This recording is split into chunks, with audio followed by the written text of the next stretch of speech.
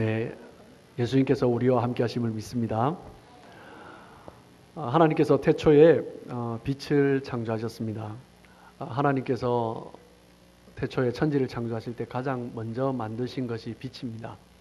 무엇 때문이냐면 빛이 있을 때 시간이 존재할 수 있고 빛이 있을 때 다른 모든 피조물들이 존재할 수 있기 때문입니다. 빛이 없으면 그 어떤 것도 존재할 수가 없습니다. 시간도 그렇고 모든 식물도 그렇고요. 빛이 없으면 존재할 수 없는 거죠. 물속의 고기도 빛이 있어야 살아갈 수가 있습니다. 그리고 우리 동물들도 우리 인간들도 빛 없이는 살아갈 수가 없는 존재들입니다. 빛이 있을 때 생명이 시작되는 것입니다. 그래서 하나님께서는 태초에 천지를 창조하실 때 가장 먼저 빛을 창조하신 것입니다. 태양으로부터 모든 생명의 에너지가 시작된다라고 할 수가 있는 거죠. 빛은 너무나 중요합니다. 자연적인 태양, 자연적인 빛뿐만 아니라 우리가 지금 인공적으로 쓰고 있는 이 빛도 너무나 중요하죠. 이 빛이 있음으로 말미암아 우리는 조금 더 윤택하고 풍성한 삶을 누릴 수 있습니다. 그리고 저녁이 있는 삶도 누릴 수가 있는 거죠. 가로등이 언제 시작되었냐 하면 그 벤자민 프랭클린이라는 사람이 가장 먼저 자기 집에 있는 등 하나를 마을 어귀에다가 갖다 놓았습니다. 사람들이 처음에는 의아해했습니다. 왜 등을 집 밖에다 내어 놓았을까? 왜 동네에다가 내어 놓았을까? 사람들은 의아해했습니다. 그런데 하루 이틀 다니다 보니 그 빛이 있을 때 너무나 사람들은 편리한 것을 느끼기 시작했습니다. 그래서 이 집 저 집에서 자기 집 앞에 그리고 여러 길 가마다 등을 하나씩 갖다 놓기 시작했습니다. 그러면서 가로등이 시작된 것입니다. 빛으로 말미암아 우리는 조금 더 안락하고 조금 더 윤택한 삶을 살아갈 수 있는 것입니다. 이 세상에 빛이 없다면 어떻게 될까? 지금도 만약에 빛이 없다면 우리는 어떤 삶을 살아갈까? 함께 또 주일날 모여서 이제 야외에서 또 산상 예배를 드리겠죠. 그것도 참 좋다라고 생각이 들지만 그런데 많은 삶 가운데 제약이 따를 수밖에 없는 것입니다. 빛 때문에 우리는 조금 더 안전한 삶을 살 수 있고 조금 더 윤택한 삶을 살아갈 수 있습니다. 그런데 오늘 성경에서는 자연적인 빛, 인공적인 빛 외에 또 다른 빛을 하나 더 말씀해 주고 있습니다. 그 빛이 무엇인가? 한마디로 하면 영적인 빛이다 라고 말씀할 수 있는 거죠. 하나님의 빛이고 그리고 하나님의 빛이 우리 그리스도인에게 비춰짐으로 말미암아 그리스도인을 통하여서 드러나는 빛에 대해서 말씀을 해주고 있습니다. 우리가 그 하나님의 빛을 받아야 하고 그리고 빛 안에 거해야 되는 거죠. 그때 우리 삶 가운데 빛의 자녀로서 살아갈 수 있는 삶이 시작되는 것입니다. 우리는 빛의 자녀로서 어떻게 살아갈 수 있습니까? 오늘 성경에서는 먼저 어둠의 일에 참여하지 말아야 한다라고 말씀하고 있습니다. 에베소서 5장 8절 말씀입니다. 우리 한 목소리로 같이 읽도록 하겠습니다. 자, 시작. 너희가 전에는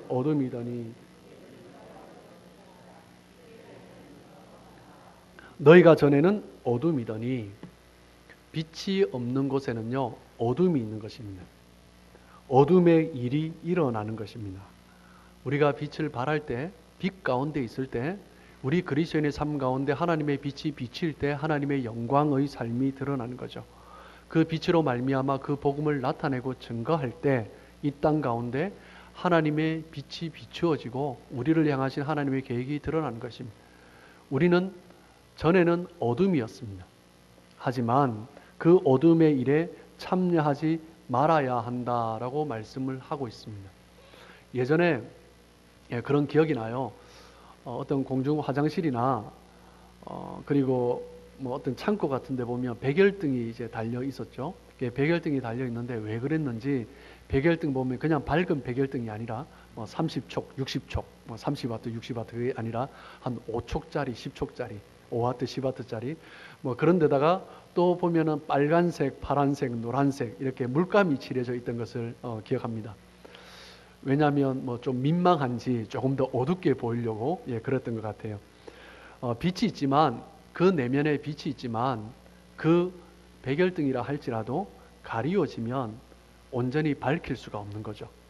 희미하게 밝힐 수밖에 없고 그리고 그 그 백열등이라 할지라도 너무나 짙은 색깔로 검은색으로 너무나 짙게 칠해졌다면 불을 켜도 그 빛이 새어나올 수가 없을 것입니다.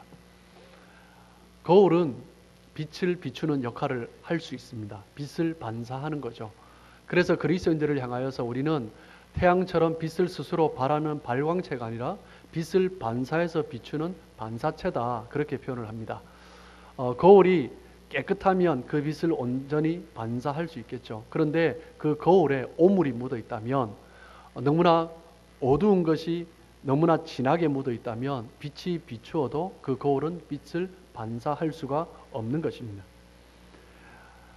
세상의 신문이나 뉴스를 보면 너무나 많은 사건, 사고들이 가득 덮여 있습니다. 그런데 신문을 보시면은 밝은 뉴스보다 어두운 뉴스가 훨씬 더 많습니다. 그런데 사람들이 말을 하기를 왜 그런가? 사람들이 밝은 뉴스는 잘 보지 않는데요. 여러분도 찾아보시면 아시겠지만 밝은 뉴스는요, 저 사회면의 구석에 조그맣게 기록되어 있습니다. 그런데 대부분의 어두운 뉴스가, 부정적인 뉴스가 탑에 위치를 하고 큰 헤드라인을 차지하고 있는 것들을 볼 수가 있습니다. 신문뿐 아닙니다. 사람들은 함께 모이면요, 이 이야기 저 이야기를 해요. 두세 사람이 모여도 많은 이야기를 합니다. 세 사람이 같이 있다가 한 사람이 일어나면 그 사람 이야기를 합니다. 그런데 많은 경우에 밝은 이야기보다 부정적인 어두운 이야기를 많이 하는 인생들이 있습니다. 어떤 사람들은 보면 그런 이야기를 하면서 참 즐거워하는 모습들을 또한 볼 수가 있습니다. 이게 무엇 때문입니까? 옛사람의 모습이 강하게 그 사람을 사로잡고 있기 때문입니다. 부정적인 말을 하고 즐기는 것은 여전히 어둠에 갇혀 있는 것입니다. 부정적인 것을 보고 부정적인 것을 듣기 때문에 부정적인 것을 말하고 부정적인 것을 나타내는 것입니다. 그 삶 가운데 감사가 없고 그 삶 가운데 원망하고 비방하고 불평하는 일들이 가득한 것입니다. 무엇 때문입니까? 어둠의 일, 옛 사람의 모습이 여전히 그 사람을 사로잡아 있기 때문입니다. 어둠이 우리의 삶을 지배하지 못하도록 우리는 빛 가운데로 나아가야 합니다. 빛의 자녀로서 우리 가운데 먼저 돌아봐야 할 것은 어둠에 참여하지 말아야 한다라는 것입니다. 그리고 두 번째, 오늘 성경에서 무엇을 우리는 발견할 수 있습니까? 에베소서 5장 8절에 보면 예수님 안에 거해야 한다라고 말씀을 하고 있습니다. 우리 5장 8절 말씀 다시 한번 읽도록 하겠습니다. 시작. 너희가 전에는 어둠이더니 이제는 주 안에서 빛이라.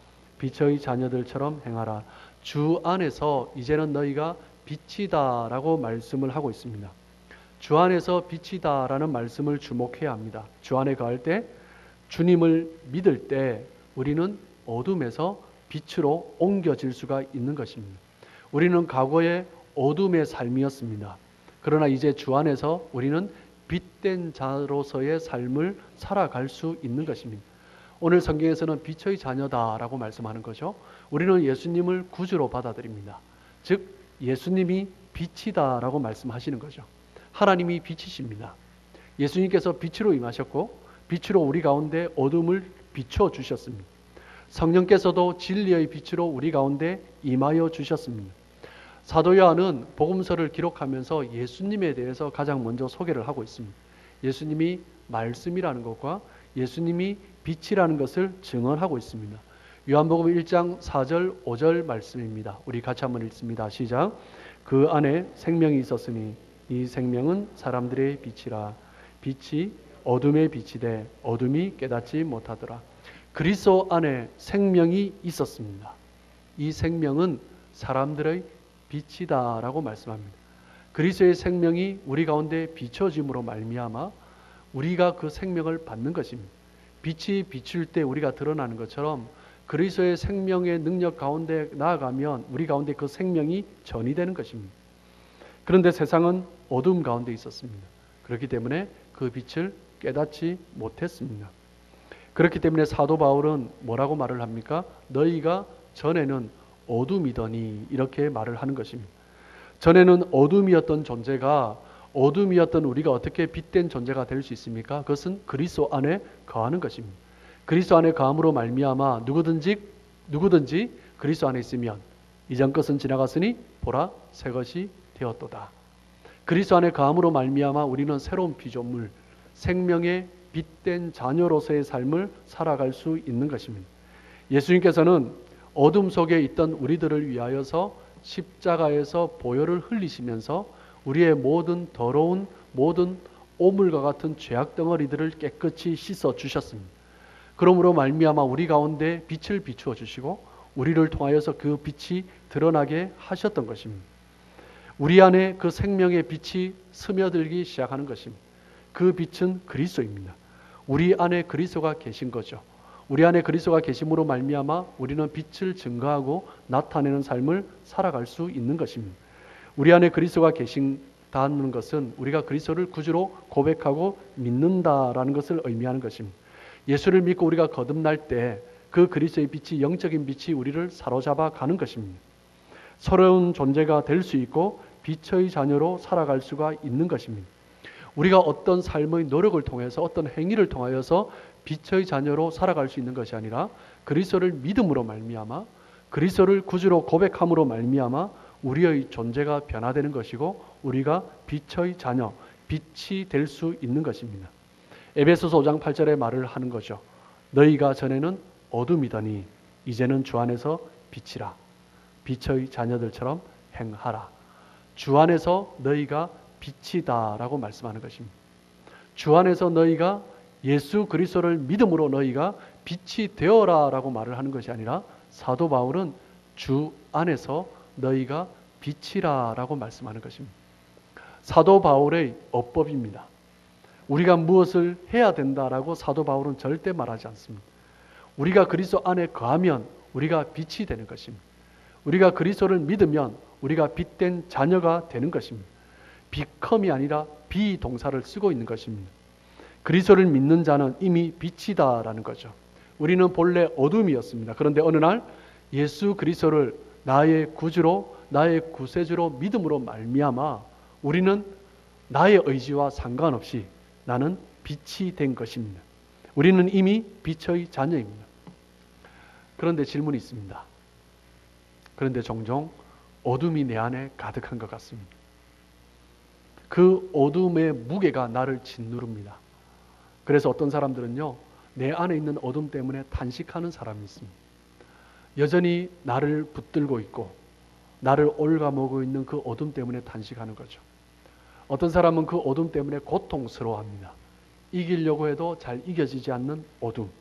그 고통을 어찌아빠 몰라 괴로워하는 사람도 있습니다. 그때마다 우리가 해야 할 것이 무엇입니까?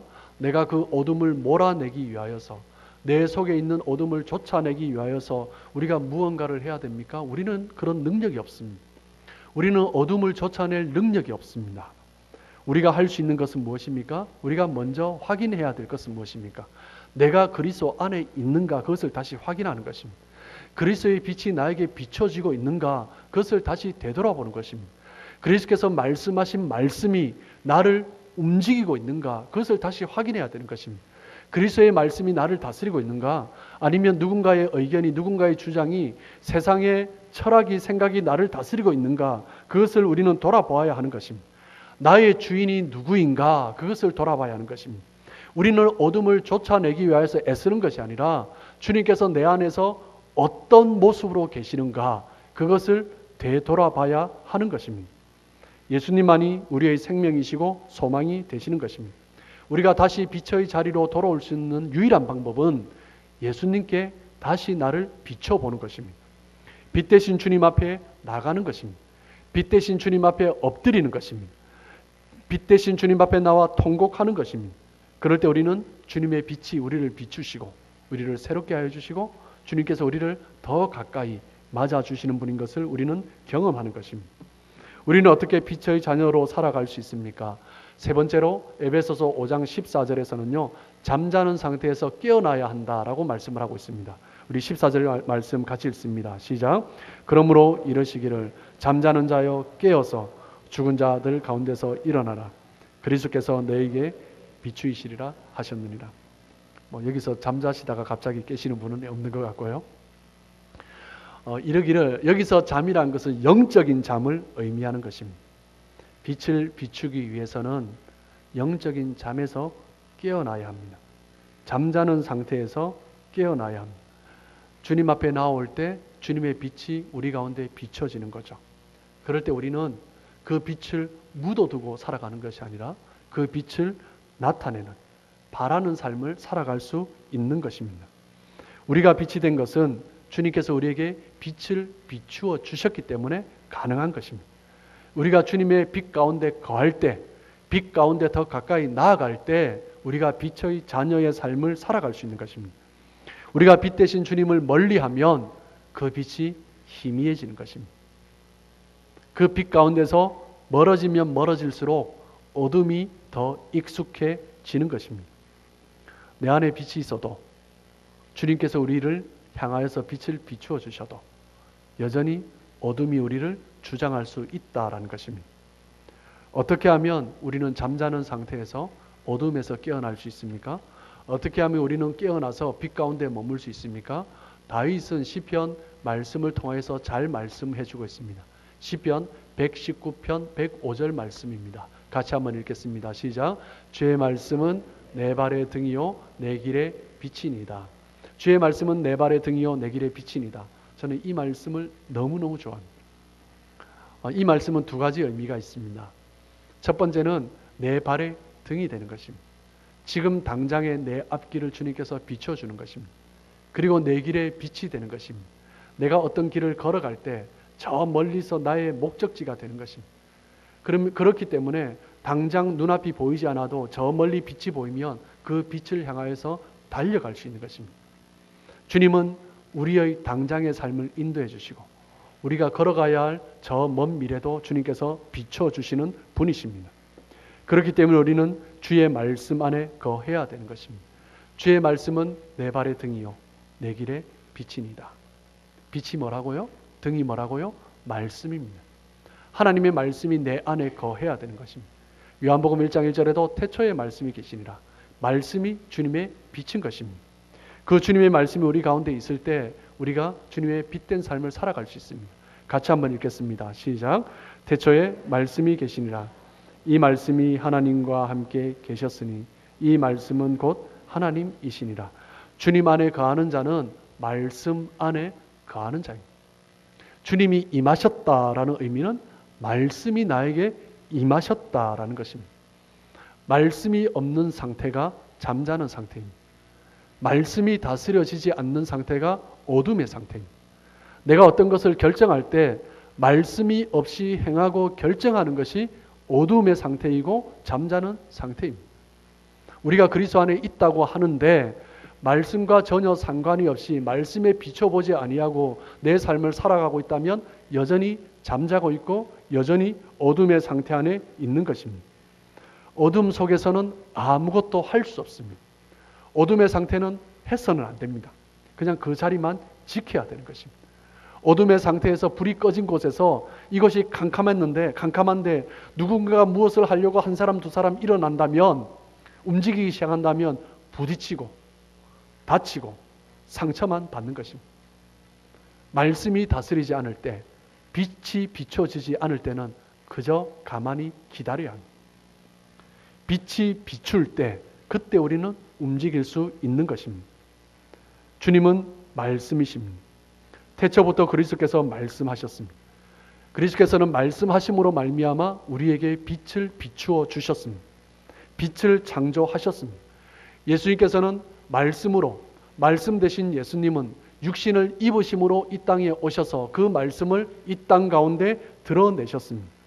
성령께서도 진리의 빛으로 말씀으로 우리 가운데 임하셔서 비추어 주시는 분이십니다.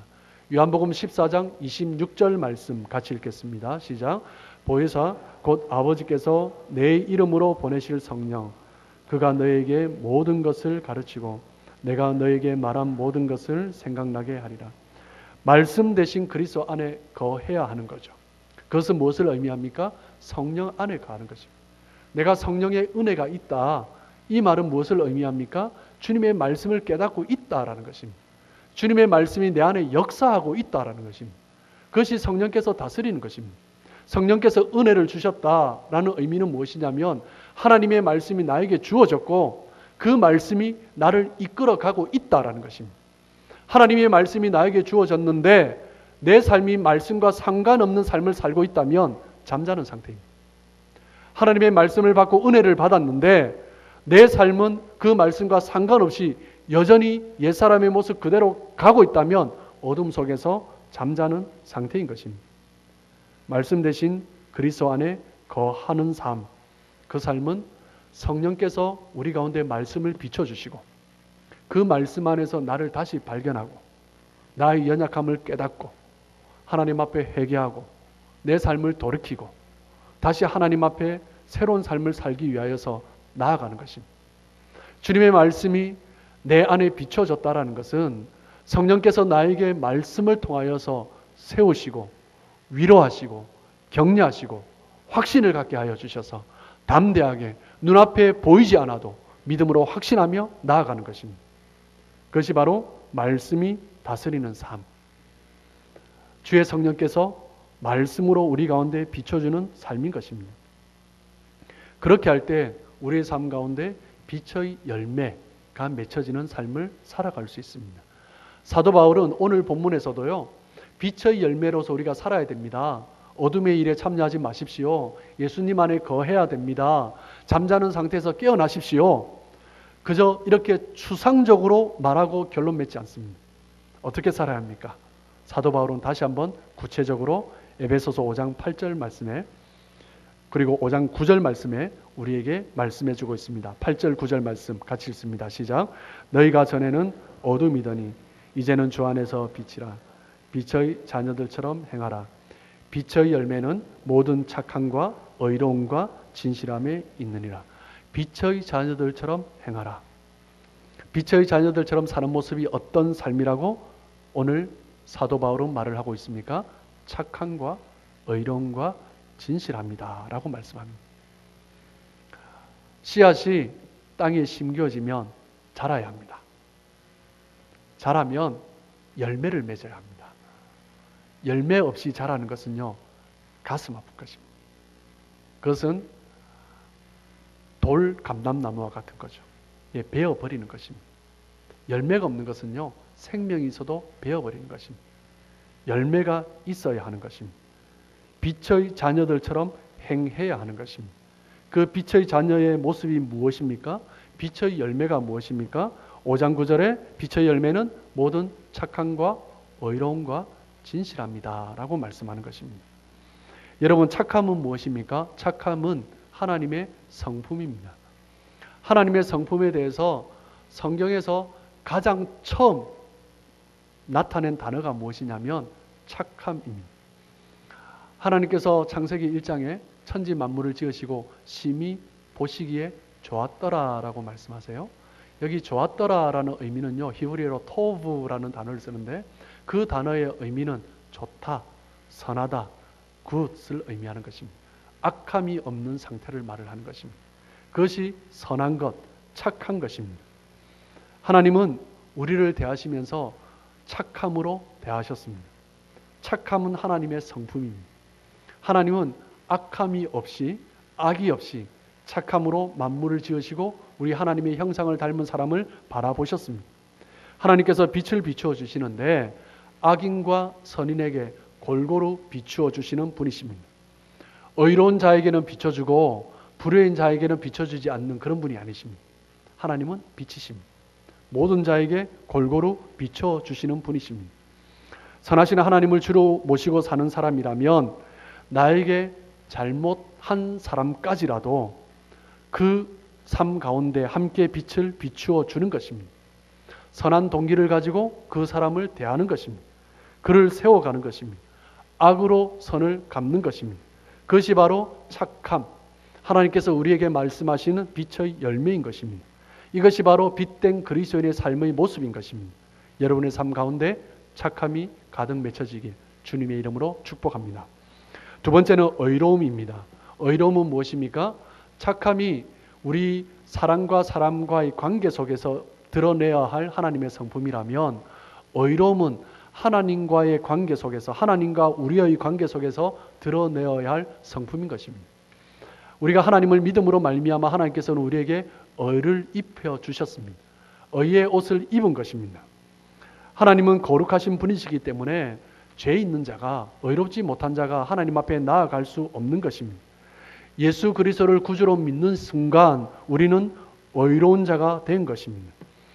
왜 사람들이 불의해집니까? 하나님 앞에 나가지 못하기 때문입니다. 하나님을 잊어버렸기 때문입니다. 하나님을 두려워하지 않기 때문입니다. 하나님을 경외할 때 그 삶 가운데 의로움의 열매가 드러나는 것입니다. 의로움의 그 열매로 말미암아 내가 무엇을 하는 것이 아니라 하나님께서 입혀주시는 의로움으로 말미암아 하나님 앞에 서는 것입니다. 하나님 앞에 나아갈 수 없지만 하나님께서 의롭다라고 말씀해 주셨기 때문에, 하나님께서 의의 옷으로 입혀주셨기 때문에 나의 공로가 아니라 하나님의 그 은혜로 말미암아 하나님 앞에 나아가는 것입니다. 빛의 열매를 입은 사람은 여전히 자신이 연약한 것을 알지만 하나님께서 나를 의롭다 하셨기 때문에 주님 앞에 달려갈 수 있는 것입니다. 세 번째 진실함은 또한 우리에게 말씀하시는, 요청하시는 하나님의 성품입니다. 빛의 열매입니다. 진실함 역시 하나님의 속성입니다. 빛이 임하면 모든 감추어졌던 것이 다 드러납니다. 모든 어둠이 다 드러납니다. 모든 거짓과 술수가 다 드러나는 것입니다. 숨겨졌던 모든 것들이 다 드러나는 것입니다. 옛 모습 가운데 거하고 있던 우리의 모습들이 다 드러나는 것입니다. 사단의 종로로 타던 우리가 하나님의 자녀가 됨으로 말미암아 하나님 앞에 마치 벌거벗은 자처럼 하나님 앞에 서는 것입니다. 그것이 바로 하나님께서 우리에게 원하시는 빛의 모습인 것입니다. 빛된 자녀의 모습은 진실함입니다. 감추임이 없어야 하는 것입니다. 투명해야 하는 것입니다. 앞에서는 이 말하고 뒤에서는 저 말하는 것이 아니라 정말 그 속에 있는 것을 함께 그대로 드러낼 수 있고 그 모습 그대로 함께 하나님 앞에 나갈 수 있는 그 사람이 바로 빛된 자녀의 삶의 모습인 것입니다. 에베소서 5장 11절에서 13절까지 말씀입니다. 같이 읽겠습니다. 시작. 너희는 열매 없는 어둠의 일에 참여하지 말고 도리어 책망하라. 그들이 은밀히 행하는 것들은 말하기도 부끄러운 것들이라.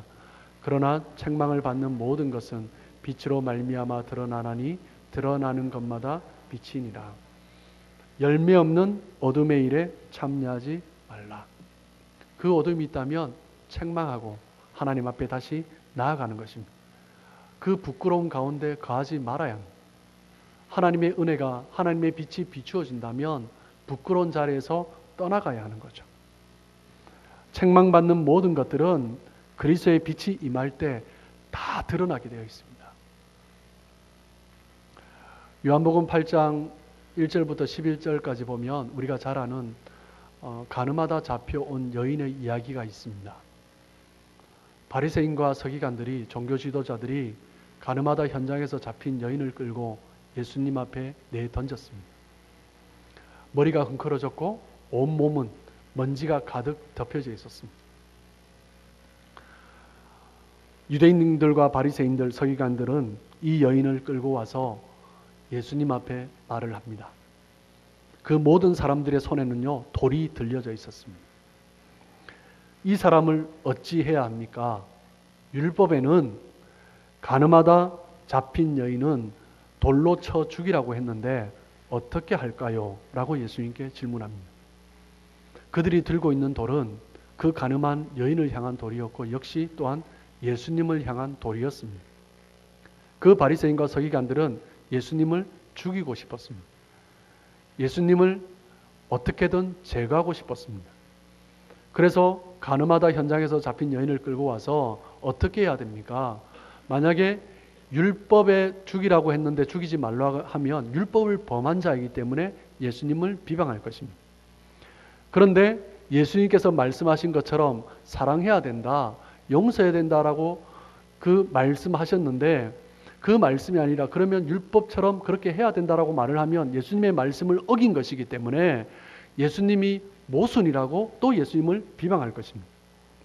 그들이 들고 있는 돌은 여인을 향할 뿐만 아니라 예수님을 향한 돌이었습니다. 주님께서 그때 그 사람들에게 말을 합니다. 누구든지 죄 없는 자가 돌로 치라 라고 말씀합니다. 그리고 허리를 숙이시고 땅에다가 어떤 글을 쓰기 시작하십니다. 어떤 글인지는 몰라요. 그런데 그 글을 본 사람들마다 나이 든 늙은이부터 젊은이까지, 늙은이부터 먼저 돌을 내려놓고 떠나기 시작합니다. 죄가 더 많은 것 같아요.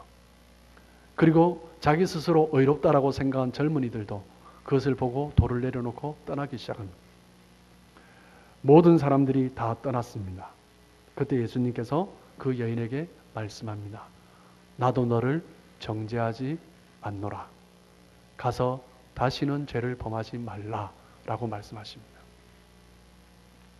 그 여인은 예수님 앞으로 끌려옴으로 말미암아 죄 사함을 받았습니다. 자기 스스로 오지 않았어요. 끌려왔습니다. 그래도 예수님 앞에 나오니 죄 사함을 받은 것입니다. 정죄받던 사람이 자유함을 누리는 것입니다.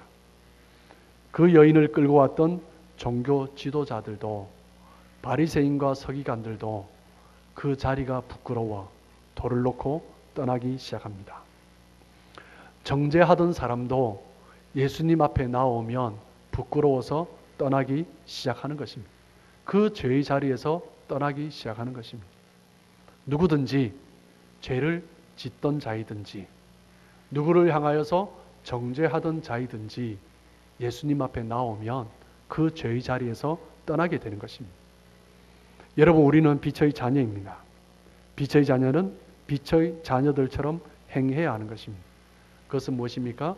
착함과 의로움과 진실합니다 라고 말씀하십니다.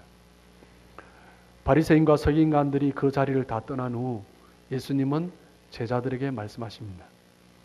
요한복음 8장 1절에서 11절까지 그 가늠한 여인의 이야기가 끝난 이후에 예수님은 제자들에게 요한복음 8장 12절에 그 다음 절에 이렇게 말씀하십니다.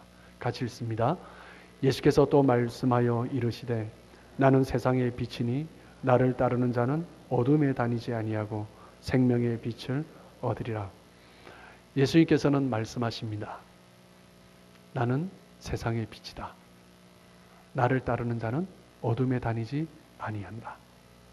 그것은 자기 자신이 적극적으로 죄의 자리에 있는 것뿐만 아니라 죄의 자리에 있는 사람을 향하여서도, 비방하는 자를 향하여서도 동일하게 말씀하시는 것입니다. 그 모든 것은 어둠의 일인 것입니다. 빛을 따르는 자는, 그리스도 안에 있는 자는 어둠에 다니지 아니하는 것입니다. 그 삶 가운데 생명의 빛이 임했기 때문입니다. 여러분, 저와 여러분은 빛의 자녀들입니다. 생명의 빛을 지닌 자들입니다. 예수님의 생명을 지닌 자들입니다. 빛의 열매를 맺으시길 주님의 이름으로 축복합니다. 들판에 핀 나무들은요, 열매를 맺기 위하여서 나무의 모든 잎은요, 빛을 향합니다. 빛을 향해야 열매를 맺을 수가 있습니다. 우리 삶 가운데 열매를 맺기 위해서는요, 빛을 향해야 됩니다. 주님을 바라봐야 되는 거죠. 우리 삶 가운데 열매가 맺어지면 어떻게 합니까? 더 빛을 향해야 됩니다. 그래야 그 열매가 더 풍성해지는 것입니다.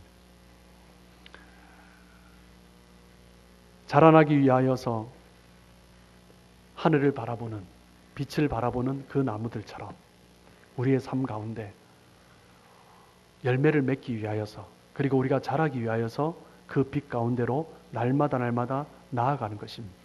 열매는 저절로 맺어지는 것이 아닙니다. 빛을 향해야 됩니다. 빛을 구하고 찾아야 합니다. 예수께서 우리의 빛이 되십니다. 예수님의 말씀이 우리의 빛이 되십니다. 그 말씀을 성령께서 우리에게 비추시고 깨닫게 해주시고 다시 생각나게 해주셔서 빛의 자녀로 살아가게 하시는 것입니다. 저와 여러분은 빛의 자녀입니다. 마태복음 5장 15절 말씀입니다. 같이 한번 읽습니다. 시작. 사람이 등불을 켜서 말 아래 두지 아니하고 등경 위에 두나니 이러므로 집안 모든 사람에게 빛이 있느니라. 하나님은 우리에게 빛을 주셨습니다. 그런데 그 빛은요, 말 아래 두어서는 안 됩니다. 드러내어야 합니다. 비추어야 합니다. 혹시 여러분 삶 가운데 그 빛을 감추고 계신 분이 있습니까? 나만이 예수님을 누리고 있는 분이 있습니까? 우리의 삶 가운데 착함과 의로움과 진실함이 드러나야 합니다. 나의 착함이 사람들에게 비춰져야 합니다. 나의 진실함이 사람들에게 비춰져야 합니다. 나의 의로움이 사람들에게 비춰져야 합니다. 그 빛으로 어둠을 밝히시는, 그러므로 말미암아 빛된 존재의 의미가 있는 삶을 살아가시는 저와 여러분의 삶 되시길 주님의 이름으로 축복합니다. 기도하겠습니다.